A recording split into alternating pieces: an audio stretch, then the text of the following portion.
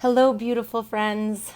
I know that this has been a very difficult week for a lot of us with Roe v. Wade being overturned, coming after a very difficult couple of months of gas prices being high and supply chain issues still being in effect.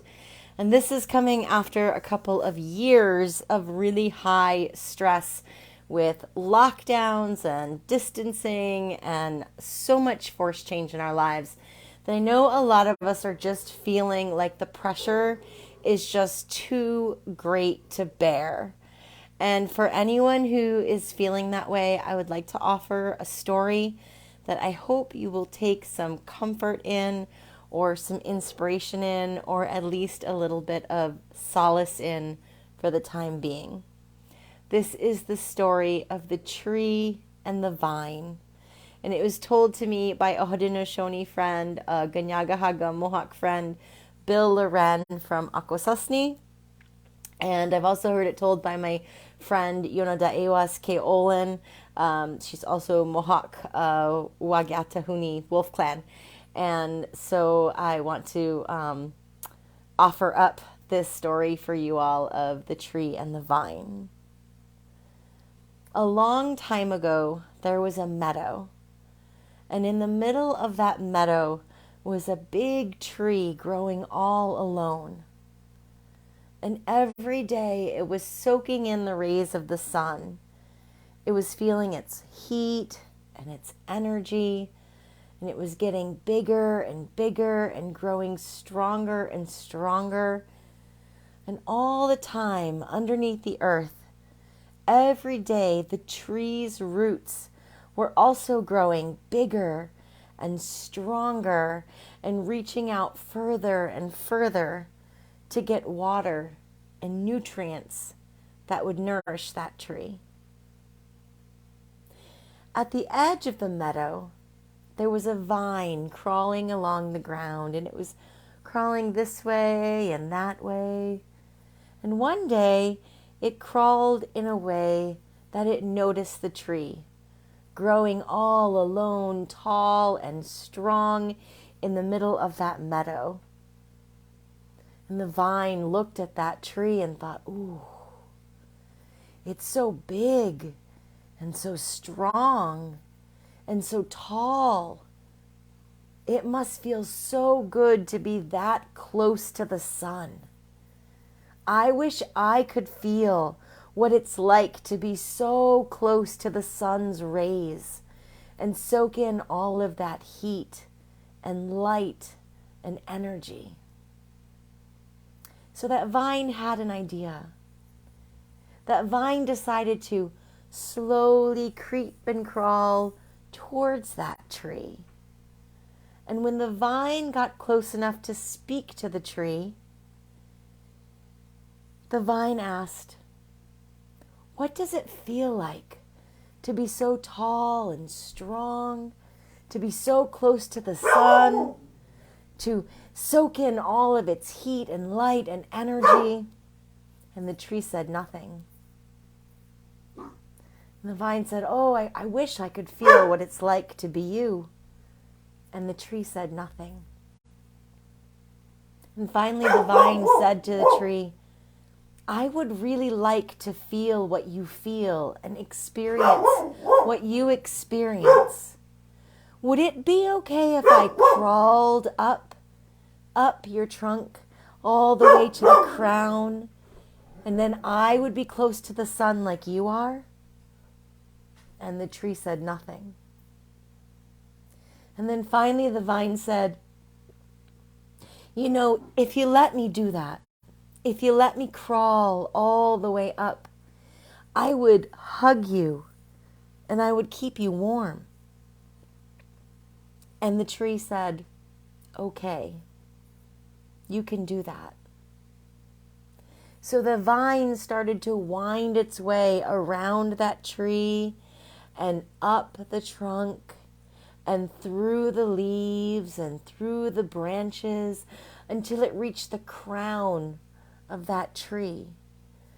And all the while, that vine was growing bigger and stronger And when it reached the top of the tree and it was able to get all of the nutrients and energy from the sun, it grew even bigger and it grew even stronger and it was even thicker. And it began to hug that tree so tight that the tree couldn't breathe. It was feeling so much pressure that it was almost in pain. It didn't know if it would be able to withstand all of the pressure from that vine being wound so tightly around it and getting stronger and bigger and tighter every day. And you might feel like that tree. And you might wonder what happened to that tree. Did it survive? Well, according to my friends Bill and Kay, it did survive. Its roots, which you couldn't see from above ground, were so big and so strong that they were able to withstand the pressure of that vine.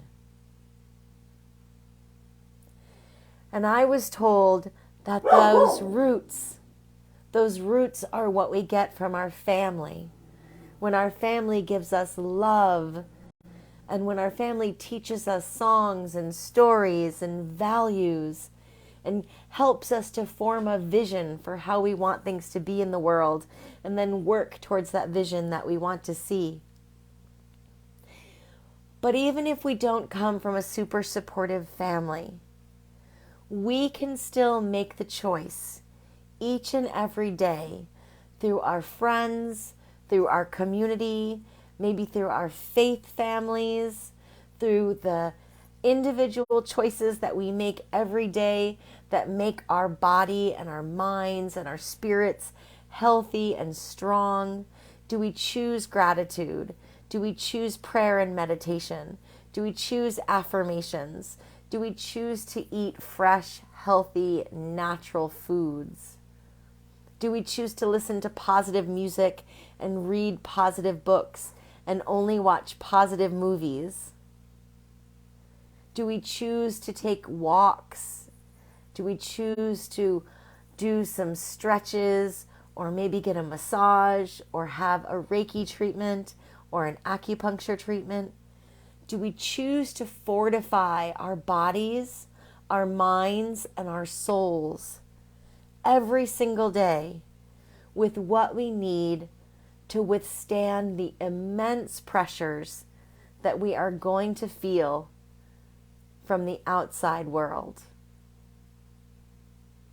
The choice is ours. So, beloved friends, I really hope that if you are feeling like life's pressures are just too great to bear, that you remember that tree and that you do whatever you can to help your roots grow stronger and wider and longer. And also, if you know the truth about trees, their roots intertwine and form networks of communication. They communicate and they support one another. And that's what we have to do for each other. We need community care as much as we need self-care. So we need to let others lift us up when we're feeling low, and we need to sow into others. We need to love on others so that they can have a strong root base too. I am so grateful that y'all have spent some time with me today. I know that your time and your energy is very precious, and it means a lot to me that you would listen to my story. As always, I am sending you love, light, peace, blessings, joy, and so much gratitude. Please take time to take care of yourselves, my friends, and please take time to take care of each other. I love you.